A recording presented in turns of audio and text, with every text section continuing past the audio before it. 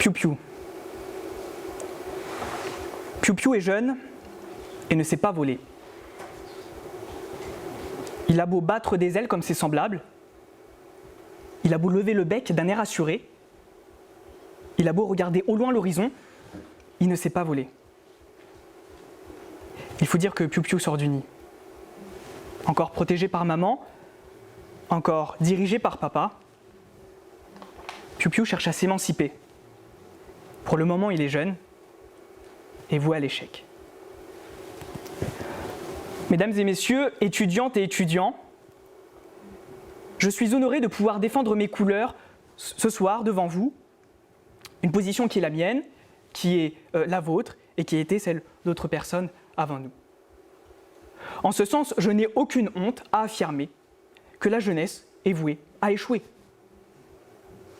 Après tout, j'échoue, tu échoues souvent. Mais n'ayez pas peur. Peur, c'est un processus normal d'apprentissage. Ambition et modestie, persévérance, cultivez ces qualités et l'échec vous paraîtra beaucoup moins dramatique. Henri de Monterland affirmait même « Jeunesse, temps des échecs ». Alors lorsqu'on sait cela, est-ce qu'à contrario, ça signifie que les personnes plus âgées, les moins jeunes, sont destinées au succès, à la réussite? Je vous le demande. Pas facile et c'est la question qui m'est posée. Pour ce qui est de la jeunesse, moi j'ai ma réponse. Oui, la jeunesse est vouée à l'échec, mais pas que. Car être voué à l'échec, ce n'est pas être privé de succès, pour autant. Maintenant, partons du principe que les jeunes sont voués à l'échec et que les moins jeunes sont voués au succès, à la réussite. Une deuxième question se pose. Quand devient-on moins jeune ? Je vous avoue que lors de la découverte de ce sujet, j'ai été touché. Azaria, président d'Eloquentia, est en master. Anne-Sophie, ma contradictrice, a déjà ses masters en poche. Et moi, jeune étudiant en licence, je ne suis que Piou Piou à côté d'eux. Azaria, Anne-Sophie, certains estiment qu'on devient vieux quand on renonce à être jeune. Un peu bateau, je vous l'accorde. D'autres, comme Paul Carvel, pensent que c'est à 35 ans. Âge où les vieux jeunes deviennent jeunes vieux. Ça se tient déjà un peu mieux. Mais personnellement, je pense que c'est à partir du moment où on a besoin de notre petite laine pour sortir qu'on devient vieux. Mais ça ne regarde que moi. Et entre nous, Azaria, pour ta blessure à la cuisse, là où tout le monde aurait pris une béquille, toi tu avais décidé de prendre une canne, je pose ça là. Tout ça pour vous dire que la jeunesse, on voit bien où ça commence, on a du mal à saisir où ça s'arrête. Lorsqu'on se rend compte que la jeunesse est vouée à l'échec, une troisième question se pose. Cet échec lui est-il imputable ? Peut-on affirmer que l'échec qui guette la jeunesse tient de sa pleine responsabilité ?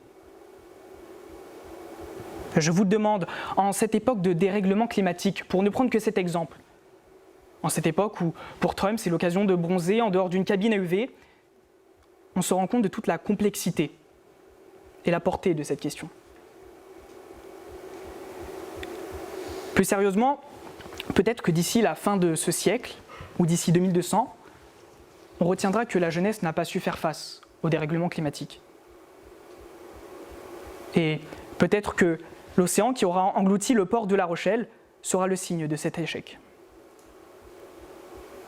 On ne parlera plus du grand pavois de La Rochelle, mais bien du grand naufrage de la jeunesse. Un naufrage inévitable selon moi, car l'échec d'aujourd'hui n'est que la conséquence directe de l'ignorance d'hier. Et d'une manière plus grave, plus actuelle et médiatique, à des jeunes sous les bombes, à des jeunes kidnappés, à des jeunes égorgés, ceux d'hier comme ceux d'aujourd'hui, peu importe de quel côté de la frontière ils se trouvent, ira-t-on leur dire que c'est de leur faute s'ils échouent face à un conflit qui est apparu alors qu'ils n'étaient même pas nés ?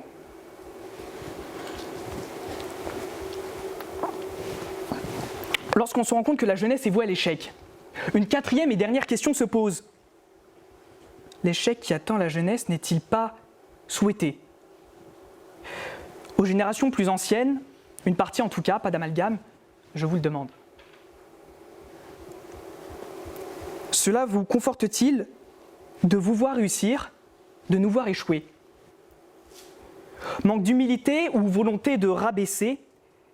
Laissez-moi vous affirmer que la jeunesse ne souffre d'aucune paresse, bien qu'elle ait trop souvent mauvaise presse. J'entends déjà d'ici parler d'expérience, mais laissez-moi vous dire ce que j'en pense. Car je m'entête à le répéter, mais les années passées ne sont pas des connaissances acquises et je ne fais que contester les tentatives de cette emprise. De cette dualité entre les jeunes et les vieux, de cette animosité qui nous empêche de faire mieux. Peut-être toi, boomer, du fond de la salle, peut-être Dédé qui râle du fond du bar. Comme un enfant, je vous réponds, même pas mal, comme des vieux cons vous rétorquez, tu vas voir. Sardou, ce siècle, tu disais que tu le haïssais. Mais jeune, on sait que tu étais, avec un peu d'imagination, mais il s'agirait de calmer tes pulsions. Je te l'accorde, c'est peut-être pas ta vraie de vraie, la jeunesse de ce siècle. Oui, mais c'est elle qui me plaît. Vous vous souvenez peut-être de Piou Piou ? Piou Piou est vieux et sait voler maintenant. Pourtant, il bat des ailes comme avant, il lève le bec d'un air assuré comme avant, il regarde au loin l'horizon comme avant. Il sait voler. Piou Piou, il n'est pas mort. Il l'était avant. Si, il était mort de peur. Maintenant, Piou Piou a toujours peur. Il n'en meurt plus. Alors, laissez la jeunesse échouer. Laissez-lui le temps de s'émanciper tout en échouant. Certes, l'échec, c'est pas très beau, c'est pas très gai, c'est sans couleur, l'échec est mat. Mais rassurez-vous, rassurons-nous, demain est un autre jour. Alors, je sais que je dépasse peut-être d'une minute ou deux le temps qui m'était imposé, mais évidemment je compte sur votre clémence, et je voulais surtout finir sur ces mots de l'écrivain, auteur français Raphaël Enthoven, qui disait « Quelle que soit notre époque, on est dans un monde qui s'en fout et sans savoir pourquoi.